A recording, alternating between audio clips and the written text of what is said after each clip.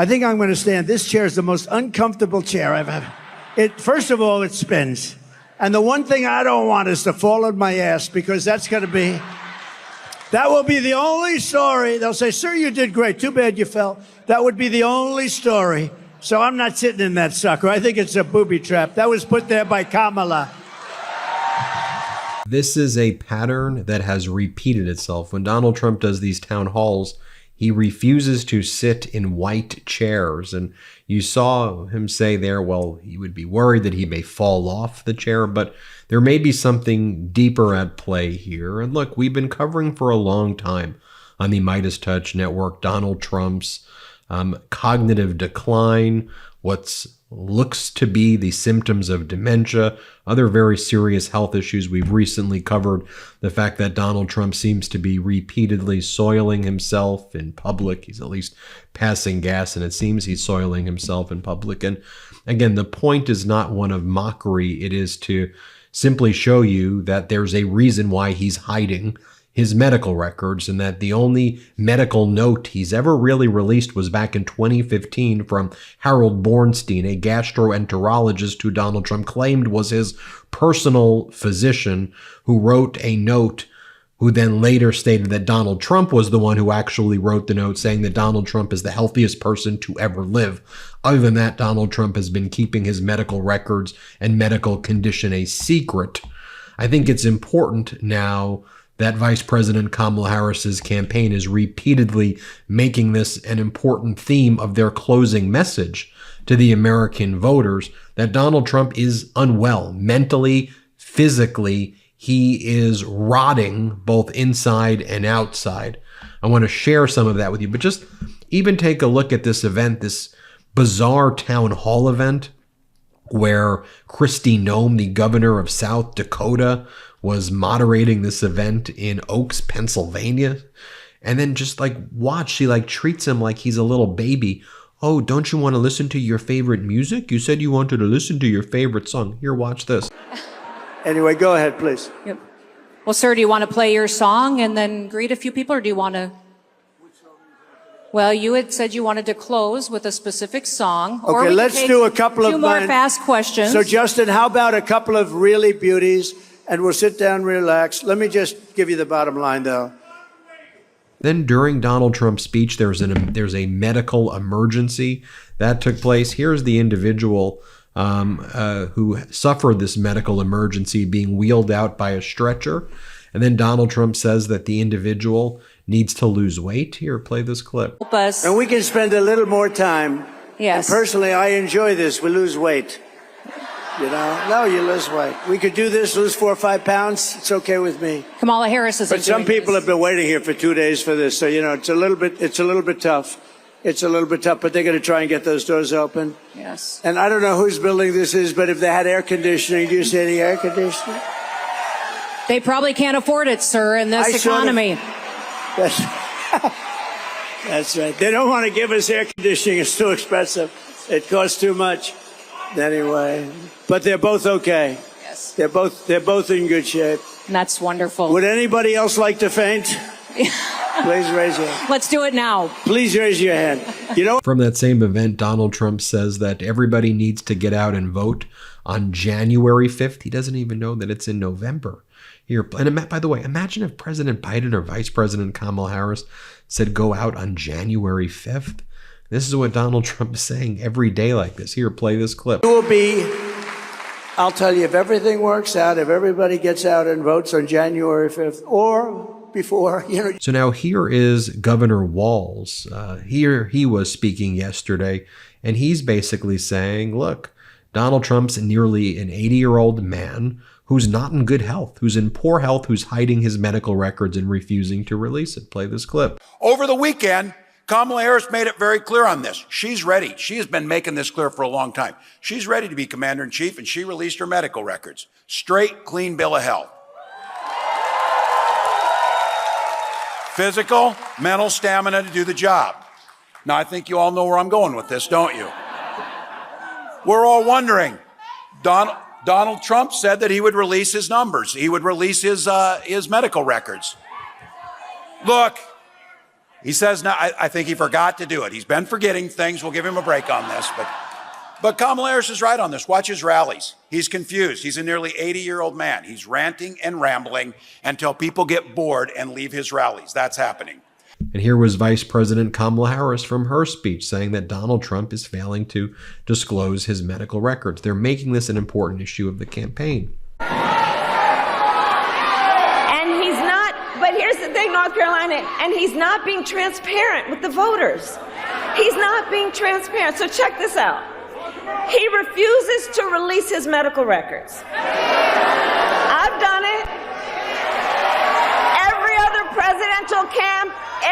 other presidential candidate in modern era has done it. He is unwilling to do a 60 Minutes interview. Like every other major party candidate has done for more than half a century. He is unwilling to meet for a second debate.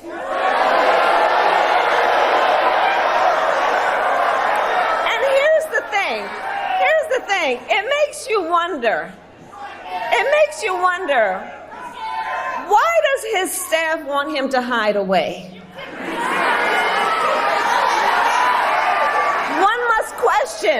One must question. Are they afraid that people will see that he is too weak and unstable to lead America? Is that what's going on?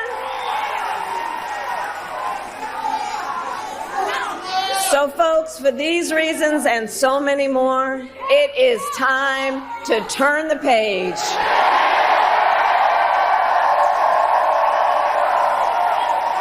Now, just to show you again what happened at the Detroit Economic Club, here is Donald Trump seeming to relieve himself in public at that speech. Play the clip. This is a catastrophe for the American dream and a dire crisis from commerce to labor to FEMA.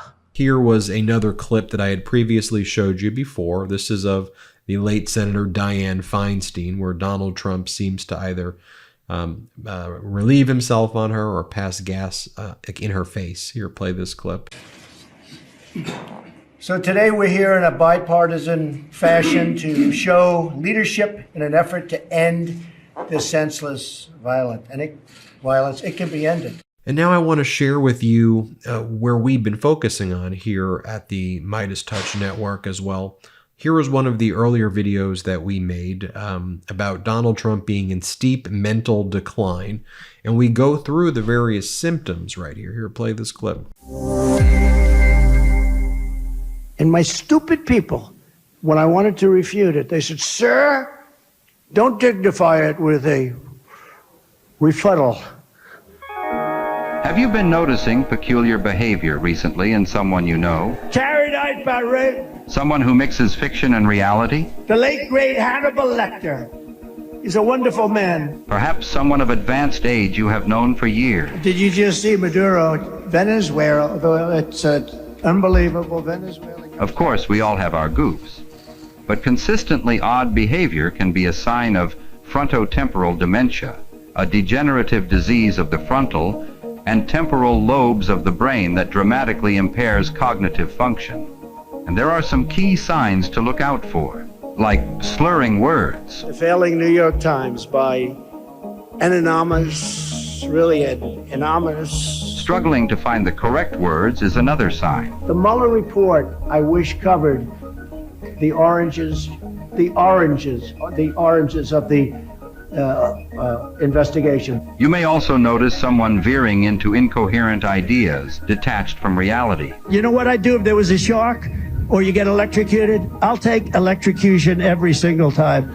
I'm not getting near the shark.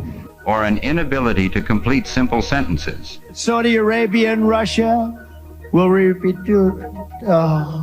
Other notable symptoms include impaired motor function, such as a wavering limb, and decreased balance, often accompanied by a signature lean or arched stance.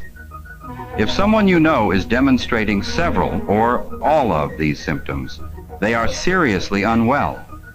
As a matter of safety, They must be relieved of critical responsibilities and disqualified from any position of authority. Remember, frontotemporal dementia is a degenerative disease. Cognitive function will never return and will only deteriorate further. Don't ignore the signs.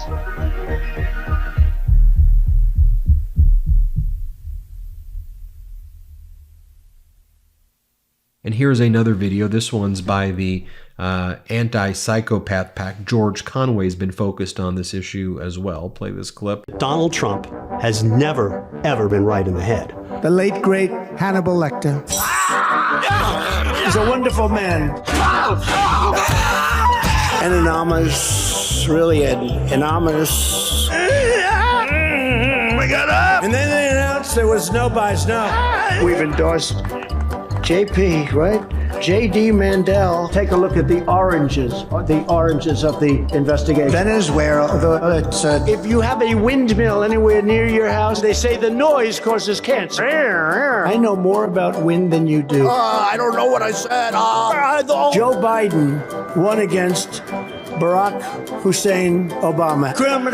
They have voter ID. They have ID on everything. You buy a loaf of bread, you have ID. The first non-incumbent. The kidney has a very special place in the heart. We appreciate it very much, Tim Apple. People are flushing toilets 10 times, 15 times, as opposed to one injection inside or almost a cleaner. That an illegal one of the wettest we've ever seen from the standpoint of water. Learn more at psychopath.org. Here's another one we created at the MeidasTouch Network focused on Donald Trump's malignant narcissism and his defective pathology. Here, play this clip. We will be creating so much electricity that you'll be saying, please, please, President, we don't want any more electricity. We can't stand it. You'll be begging me, no more electricity, sir.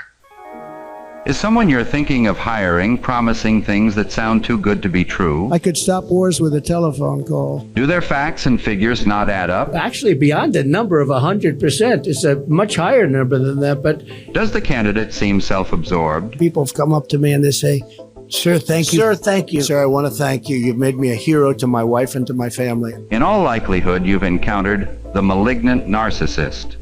Malignant narcissism is a severe personality disorder that pairs the self-absorbed behavior of narcissists with the unfeeling manipulation of sociopaths. Unlike those who simply enjoy recognition from their peers, the malignant narcissist is driven by a desire to dominate for personal gain. And there are red flags you can look out for. Like, do they have an unrealistic view of their own importance? I have been the best president for the black population since Abraham Lincoln. Do they only regard other people as tools for personal gain? I don't care about you. I just want your vote. I don't care. Do they lack empathy, even for children? Actually, I was only kidding. You can get the baby out of here. I think you would believe me that I love having a baby crying while I'm speaking.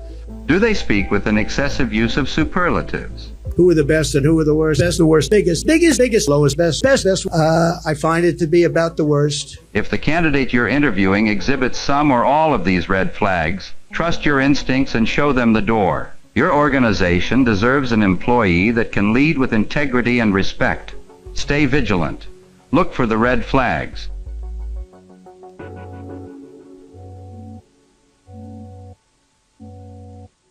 And by the way, I don't know if you've ever heard about Adolf Hitler's issues with being unable to control his bowels. But here's an article from Tony Perrotet, Scent of a Führer.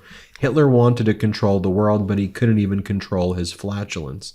Then it goes and talks about how guests at Hitler's private chalet in Bavarian Alps must have endured some unpleasant odors in the otherwise healthful mountain air.